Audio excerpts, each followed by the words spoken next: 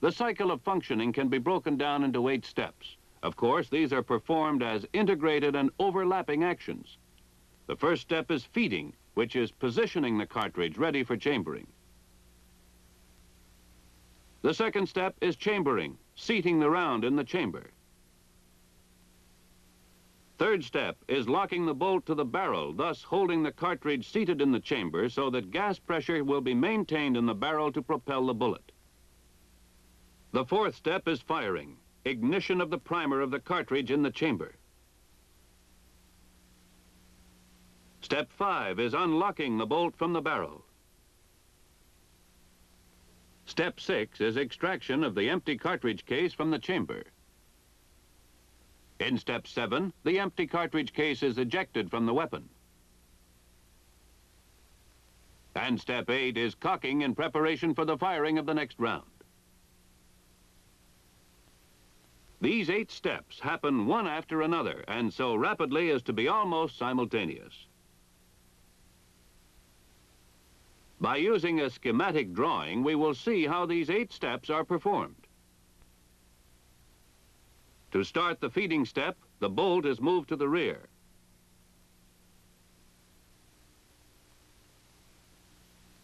A cartridge from the magazine is fed into position for chambering by the spring-loaded follower in the bottom of the magazine. On the forward movement of the bolt, the hammer is cocked and a cartridge is stripped from the magazine. The cartridge is chambered. The bolt is locked. The rifle is now cocked and ready to be fired when the safety is off. By pressing the trigger, the hammer is released, firing the cartridge.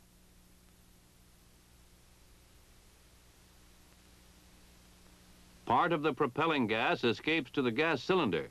The expanding gas in the gas cylinder drives the piston and operating rod to the rear and the bolt with it. On this rear movement, the bolt is unlocked. The spent cartridge is extracted from the chamber and ejected from the rifle. At the same time, the hammer is again cocked and the cycle ready to start over. Now, let us see in greater detail how the 8 functions or steps are performed.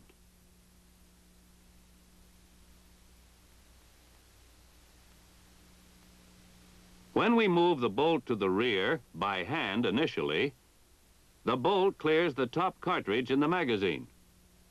The magazine spring exerting pressure against the follower forces the top cartridge up in front of the bolt in position for chambering. Let us look at it again.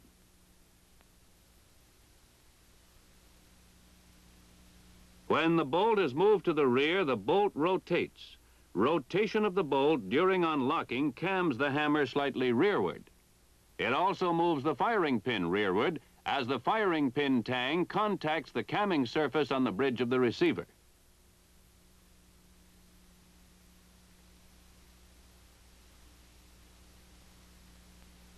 As the bolt continues to the rear of the feed rib on the bottom of the bolt forces the hammer to the rear and down, pivoting the hammer on the hammer pin. The bolt continues rearward, riding over the hammer. The bolt is now driven forward by the expansion of the compressed operating rod spring. The bolt strips the topmost cartridge from the magazine. The cartridge is deflected upward by the feed ramp in the lower rear of the chamber and forced into the chamber. Also, on the forward movement of the bolt, the extractor on the bolt face is forced outward by the rim of the cartridge. When the face of the bolt comes against the head of the cartridge, the extractor spring expands, and the lip of the extractor engages the extracting groove of the cartridge. Finally, the bolt is locked. Locking of the bolt is accomplished by the rear of the camming surface in the hump of the operating rod. The camming surface contacts the anti-friction roller on the locking lug and rotates the bolt clockwise. By the clockwise rotation, the locking lugs on the bolt are forced into the locking recess of the receiver. Meanwhile, the firing pin tang is aligned with the notch in the bridge of the receiver. The operating rod continues its forward movement for 3/8 of an inch. During chambering and locking, the operating rod is repositioning the gas piston.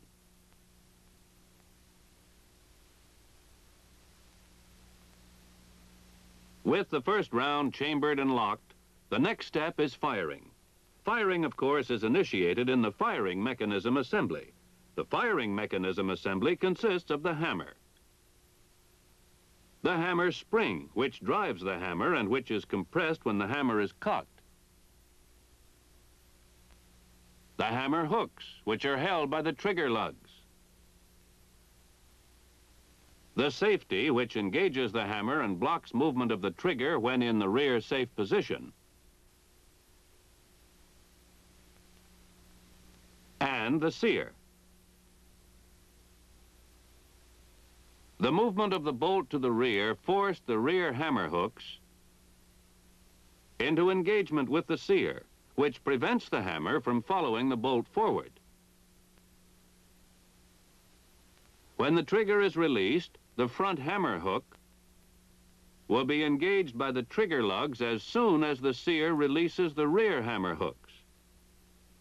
When the trigger is squeezed, the trigger lugs release the hammer hooks so that the hammer spring can drive the hammer forward. The hammer strikes the tang of the firing pin and moves it forward. The firing pin strikes the primer on the base of the cartridge, igniting the powder. When the cartridge is fired in the chamber, gas pressures build up. And a gas pressure of 50,000 pounds per square inch is exerted in every direction. It cannot escape to the rear because the locked bolt holds the case in the chamber, and the brass case is expanded against the chamber walls, effectively sealing the chamber. The gas can only escape by propelling the bullet out through the muzzle of the rifle.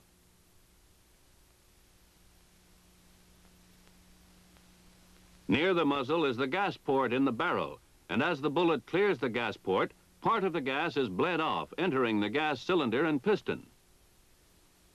As gas enters the piston, it expands into the gas cylinder plug.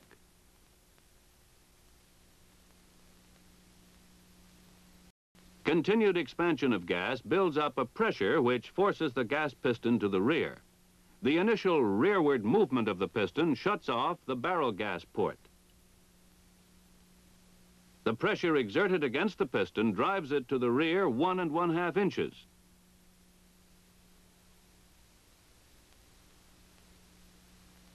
As the piston clears the lower gas port in the gas cylinder,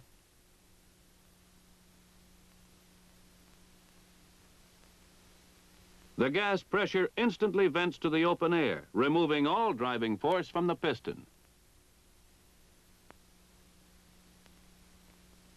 During the 1 1/2 inch movement of the piston rearward, the piston is forcing the operating rod to the rear.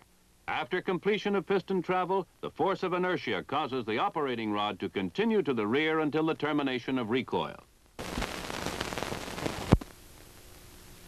Recoil ends when the shoulder of the operating rod contacts the front end of the receiver. The operating rod spring now expands and forces the operating rod forward in preparation for firing of the next round. In the forward movement, the front end of the operating rod repositions the gas piston, which comes to rest against the gas cylinder plug. To see how unlocking was accomplished, we will repeat the action. When the operating rod moved rearward, it accomplished several things, the first of which was the unlocking of the bolt. Before the bolt starts to unlock, the operating rod permits 3/8 of an inch of free travel to the rear. This is a safety factor, permitting the bullet to leave the muzzle and gas pressure to subside before unlocking begins. This prevents gas from blowing back into the rifleman's face when the bolt unlocks. At the completion of free travel, the front of the camming surface in the hump of the operating rod comes in contact with the anti-friction roller on the right locking lug.